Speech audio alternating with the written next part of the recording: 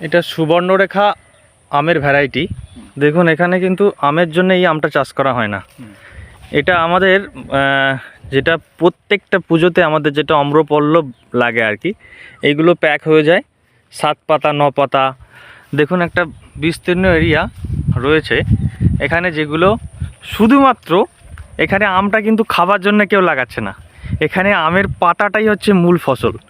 আমের পাতাটা মূল ফসল হওয়ার ফলে কি হচ্ছে, এখানে যে আমের যে সমস্ত রোগ বা অন্যান্য জিনিসগুলো হচ্ছে সেগুলো কিন্তু হচ্ছে না, মানে খরচটা কমে যাচ্ছে। আর মাঝখানে তুলসী যেগুলো ইন্টারক্রপ হিসাবে ইউজ করা হয়েছে সেগুলোর জন্য রোগ পোকা কিন্তু অনেকটা কম হচ্ছে। এবং তুলসী পাতা বিক্রি আছে, তুলসী পাতার ডগটা এখান থেকে দেখুন এতটা পর্যন্ত কেটে দেওয়া হয়, কাটার পরে এটাকে মালা তৈরি করা হয়, বিভিন্ন মালা তৈরি করা হচ্ছে তুলসীর। এবং দেখুন